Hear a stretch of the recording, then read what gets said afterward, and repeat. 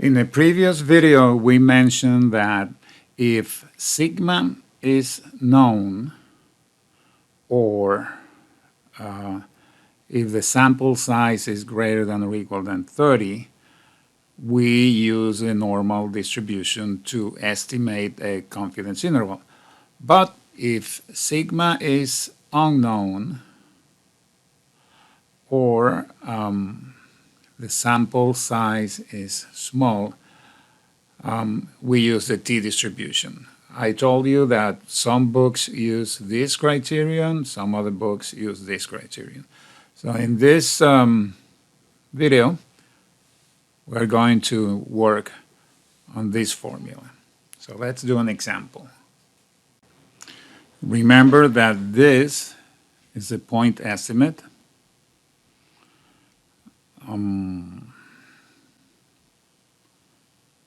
Point estimate. This expression here is the critical value.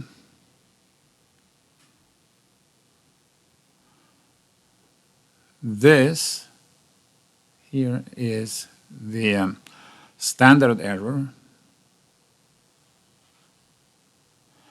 And all of this here is a margin of error.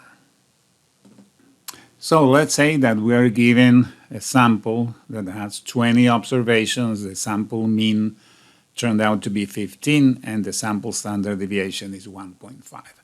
And we are interested in finding a 90% confidence interval for the population mean, which we are going to do using this formula here. So the sample mean, we have it, it's 15. The sample standard deviation is 1.5. The sample size is n. The only thing missing is the critical value. So we have to start by finding out what alpha is. If we want a 90% confidence interval, alpha is going to be 1 minus 0.90, which is going to be 0.10. And therefore, alpha half is going to be 0.10 divided by 2, which is 0.05. Now, how do we find the critical value using the t-table that we have never seen so far? So let me show you how to do that. So the t-distribution looks very much like the normal distribution. The mean is 0, and it is symmetric with respect to the mean. And let's look at the t-table. When you see the t-table, the first thing that you notice is that now there is something called degrees of freedom, which, by the way, it's a concept a little bit hard to grasp in the beginning.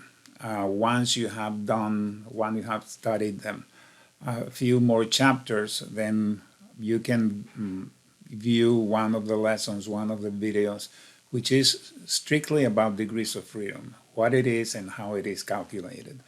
But for now, all you need to know is that for confidence intervals about the mean, using the t-distribution, the number of degrees of freedom is n minus 1, the sample size minus 1. Okay, degrees of freedom is n minus 1. And since n in this problem is 20, then the number of degrees of freedom is 19. And remember, what we need to find out is t sub alpha half, which is this number here.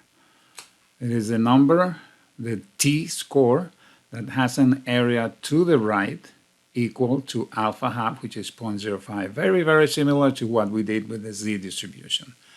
Okay, so our goal is to find this number, and the t-table is going to give us this number.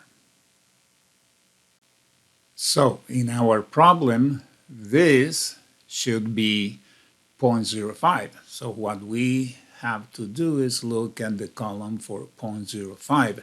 And the degrees of freedom, we already know that it is 19, and here we go. We get 1.729. So once we have t sub alpha half, which was the only thing missing, right? That was the only thing missing, t sub alpha half. We can calculate our confidence interval, which is going to be the sample mean, which is x bar plus or minus, right?